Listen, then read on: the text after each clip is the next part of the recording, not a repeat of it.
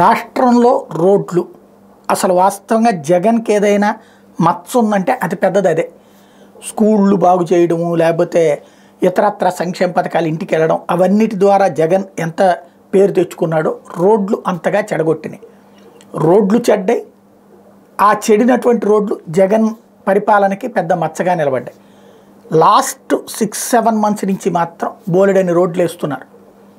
చుట్టూ సిమెంట్ రోడ్లు పడిపోతున్నాయి. అనేక ప్రాంతాల్లో సిమెంట్ రోడ్లు వేసేస్తున్నారు. ఏకంగా ఇది కాలనీలు లాంటి వాటిలో సిమెంట్ రోడ్లు వేసేస్తున్నారు. సైడ్ రోడ్లలో మెయిన్ రోడ్లు తార్ రోడ్లు వేసేస్తున్నారు. ఈ 6 నెలల నుంచి మాత్రం విపరీతంగా వేసుకొచ్చారు. సరిపోతాయా? 6 నెలల్లో ఎట్లా సరిపోతాయి? ఖచ్చితంగా 5 ఏళ్ల నుంచి కంటిన్యూ చేసుకొస్తుంటే ఒక ఇది ఉంటుంది. అయితే మధ్యలో ఏడాది నుంచి బిగిన్ చేసి 6 నెలల నుంచి సీరియస్ చేశారు. దాన్ని ఇంపాక్ట్ ఇప్పుడు దాన్ని చూపెట్టుకుంటూ పెద్ద స్టోరీ రాసుకొచ్చింది.